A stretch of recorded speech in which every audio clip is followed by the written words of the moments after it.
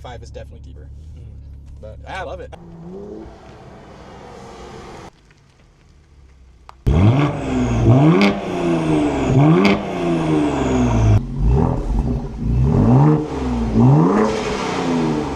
Hello guys, this is Yang Chen from i-5 Autohaus. Today I'm super excited to do another exhaust sound comparison video between our ST and this beautiful 26, right?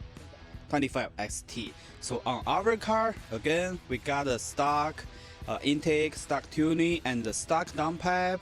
And on this car, hey guys, I'm Isaac. As he said, this is a 25 Explorer ST. This car is equipped with the Fenfab V2 intake here. If we go over to the rear, we have the thermal 3-inch exhaust, catback exhaust.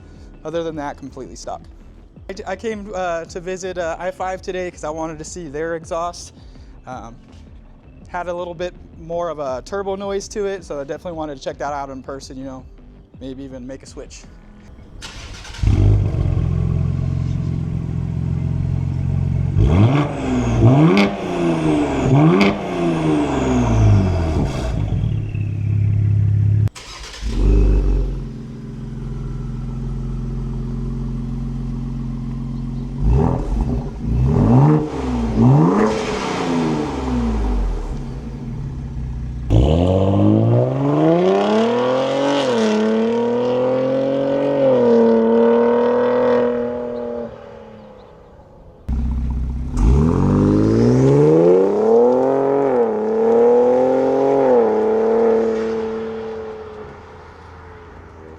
This is my first time with the i5 exhaust. Doing some revs in cabin. Definitely sounds a little bit louder compared to the thermal, but it sounds louder in a good way. So we're gonna go ahead and do some pulls. Sounds good. Sport mode. Sport mode, and we're good.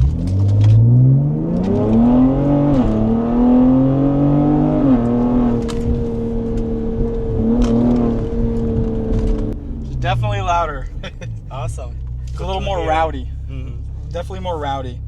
In-cabin noise is obviously a little bit louder, but it sounds really nice. I would definitely swap. Awesome. Good to hear. i-5 exhaust, catback. Yeah, for those looking for a little bit rowdier than the thermal 3-inch, I think this is a perfect exhaust. Yeah, I also heard one of the it popped a little bit, and you said this one's performance-wise, it's pretty much stock except for the exhaust, right? Yes, sir. No downpipes or anything. We're getting it to pop. Right.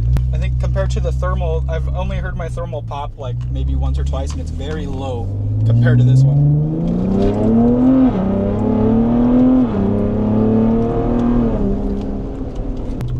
So for this, hitting 40 here on surface streets. It's definitely louder. I'm not hearing, like, it doesn't have drone, but it definitely has the in-cabin noise. It's kind of consistent throughout. It's definitely louder in the cabin. That thermal. Yeah, definitely louder than thermal.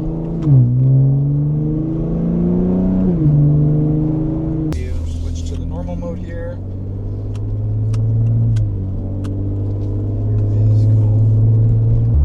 So barely giving any gas. Still hear it a little bit. So we're doing 53 right now. 53 with just light throttle, you can barely tell. You hear it definitely, but it's just very slight. And you have it in normal mode. It's not downshifting so hard or anything like that. You don't hear the pops or anything anymore. Can't even tell I have an exhaust on now. Now let's do a pull in the normal mode. Okay. Yeah. So right now we're in just the normal mode. Have that auto stop feature there. We're gonna do a little pull here. Traction control on.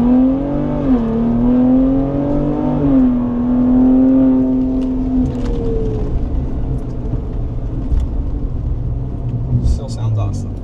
Oh, that's your car. It's so beautiful. Thank you. Okay, we have done the test drive for the i-5 catback exhaust. What do you think? I love it. Definitely a contender. I think that people are gonna really like this.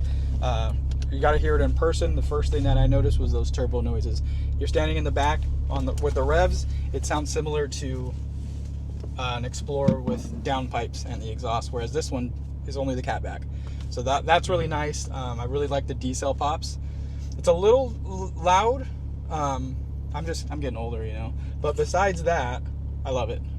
Especially standing outside the car, hearing it sounds amazing. Right, you got to listen in person. Definitely deeper as well. Just at idle, you can tell the noise is a deeper bass tone than the thermal. The i5 is definitely deeper. But I love it. Add the pops. The pops, yeah. The pops are a big thing. I really like the pops.